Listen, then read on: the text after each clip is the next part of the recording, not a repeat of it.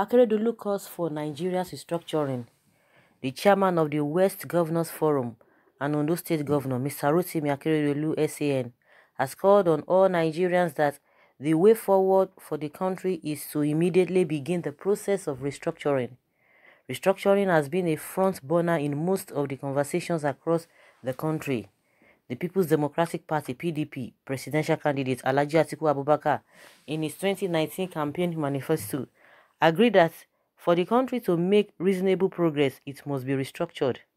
Prominent leaders and opinion shapers in Nigeria have all agreed that the system currently being operated in the country is imbalanced and must be reviewed. Making efforts in this regard to restructure the country was the former President Dr. Goodluck Jonathan when he convened the National Confab in 2019, aimed at deepening internal democracy and creating equal opportunity for all Nigerians to thrive. But some people are calling against restructuring without giving any concrete reasons. Akeredolu said, what Southwest region needs is beyond Amotekun, that the present system isn't working, and for it to work, it must be restructured. According to Akeredolu, his party APC added restructuring as part of its campaign manifesto since 2015, but the reason no one is talking about it is very surprising. He added, nobody in APC can deny the fact that the way forward for Nigeria is to restructure it. Akeredolu, who vowed that the controversial Amotekun must be created and successful, even if it will cost him his second-term ticket, because some power brokers have publicly stood against it. According to him, communities in Southwest can no longer remain vulnerable to perpetual attacks by bandits and other criminal elements. Amotekun is part of the restructuring initiative that all sections of the country must keyed into. Wow. Restructuring. This restructuring, has been like what we've just heard. It's been what everybody has been talking about. One thing is that most of these people who are the aim of affair, they know what is happening. They know the truth. But the political way to do it is where the problem lies.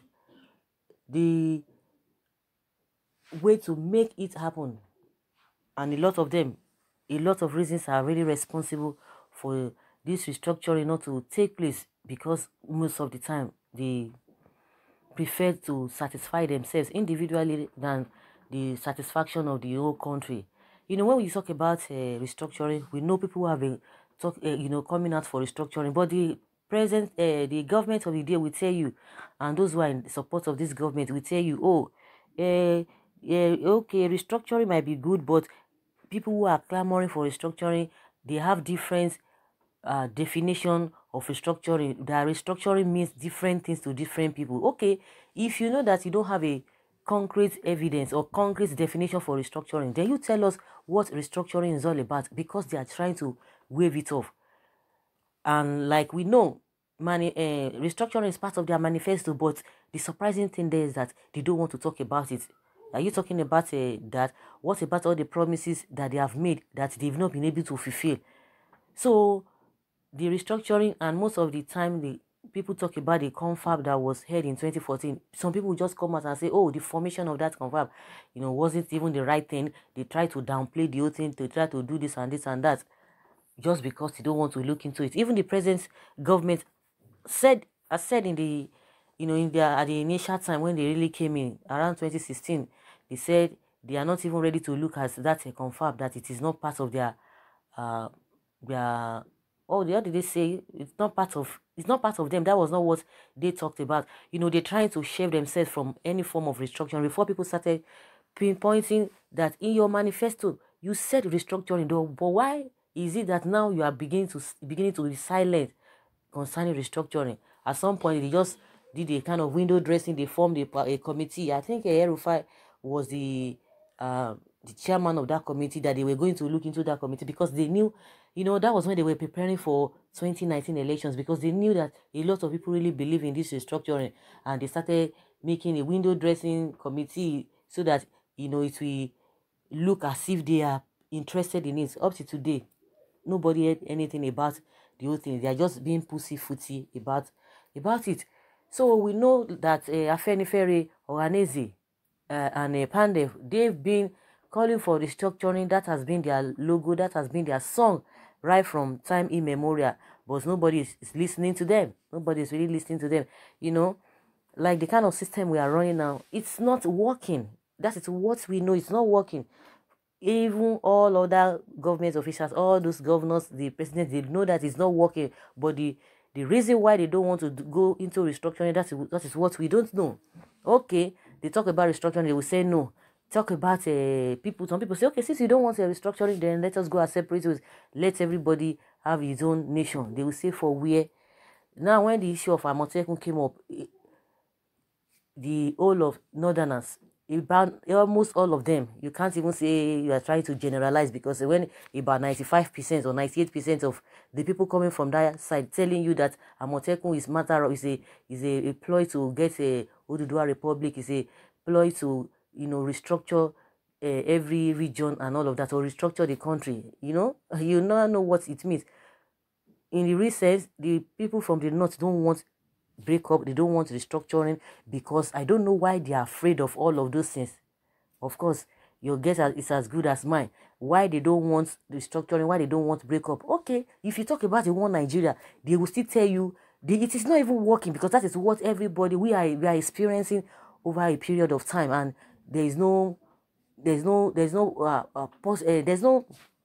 I don't know how to put it. There's nothing we have gained from that. And yes, they still want to continue with it. And to show their hypocrisy, when this issue of Amotekun came up, they're like, oh, yeah, the police is okay. The police, is doing well. The army, the same thing. That why would they want to create Amotekun? And when we know what has been happening, when they quite know what has been happening, when it comes to the way the police has been working, and also the military and all of that, they mention all the security agency that we really have in this country, which we know that they are not, they are overwhelmed. Let's put it that way. They are overwhelmed in carrying out their responsibilities, and a lot of things are really not adding up. They came out, they began to sing the praises of police, which everybody know their capacity. Now Amotekun has been agreed on, whether the federal government agreed that Amotekun should go on. Now they are coming out with their own Shege Kafasa. Now nobody's even answering them. If you want to create Shege Kafasa, good and fine. But now that Akeredolu, who is part of is in their party too, because he said even if Amotekun is going to cost him a second term, that so be it. So be it. I remember one journalist or one news analysts used to talk that there are some governors that even if you are going to do the right thing, even if your first tenure, if it's going to cost you your second term, it's so be it, but you know that you have done the right thing. But a lot of them, they are trying to be pussyfooty because they want to get their second term. Even if you not get your second term, do they really do the right thing in the first place? That people will say, oh yes, indeed, you have done the right thing. Even if any other government is going to come in, or another person is going to take over and begin to reverse all that you have done, but that which you have done will be a record for you that in your time you did the right thing. So if Akeredolu is coming out to say, if Amotekun is going to cost him his second term, so be it, that he will have to go. But Amotekun must stand. And now he's talking about restructuring. So I don't even know, because very soon now, the APC supporters or the APC people will start coming for him. That why would you be talking a restructuring? Of course, it is in part of it's in their manifesto. They cannot deny it. But why they are pussyfooty about it, it is what Nigerians don't really understand, and they are really surprised about it, because they are going to come after him. Now he said for the way forward is to restructure, because in the recent they will say, oh, we are operating federalism, or a federal system of government where every state or of God, we have autonomy over everything, majority of the things. But what we are practicing in reality is unitary system of government, which some people feel that, or some people from other regions feel that that is the way to go. Even as things are getting deteriorated, they are telling you that things are okay, that nothing is, nothing can be done. And you've been hearing Sanusi coming out every now and then to say, oh, what is happening in the north is not palatable, is not helping anybody, because poverty, anything you can think of is happening there, and he's coming out to say all of these things, but they will not even listen to him. So even when a lot of people have really come out and and say kudos to Akeredolu for coming out to speak the truth, that the only thing Nigeria needs today, in fact, it is and must be restructuring, or no more one Nigeria. It is a total fraudulent union where monkey is walking and the babu is eating. Be strong and encourage us. The life of your people is most important, and assure you that by God we even give you what is more than second tenure as a governor. Someone say you are only looking for an attachment. You have gone astray politically already. You are paying gratitude instrumentally. You are agitating for restructuring. Sorry. As that's what somebody says. So somebody says, well done, Akeredolu. It is only one who have the interest of Nigeria can speak out for restructuring. Others who claim that they like Nigeria to be won without restructuring are fake. Someone said John the Baptist was the only voice crying in the wilderness. At last, his voice and cry was proven to be from God. God bless you, Akeredolu. Someone said the Lord of hosts will help you and back you up for the next level in Jesus' name.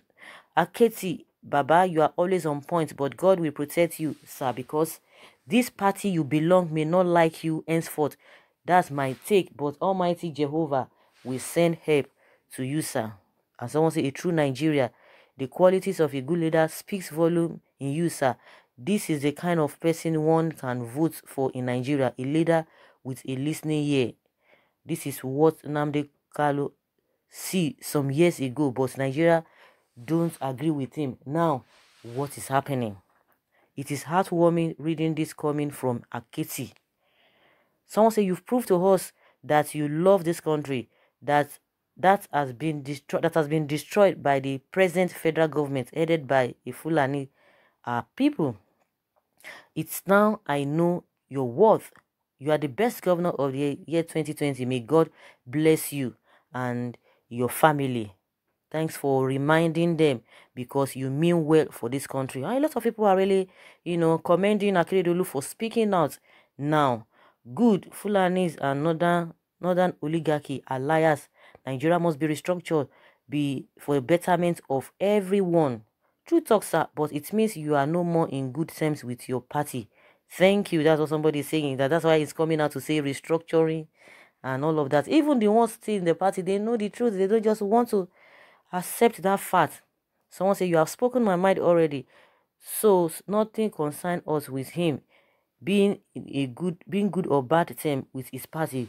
We only need to support him more, so that the bad men in the party will come down to see reality, because he has supporters out there. So guys, let's hear your take concerning what a APC governor Akeredolu of Ondo State has said, that restructuring is what Nigeria needs now. Do you think his party people will be happy with him or not? Leave your comments below and let's have your take. Thank you.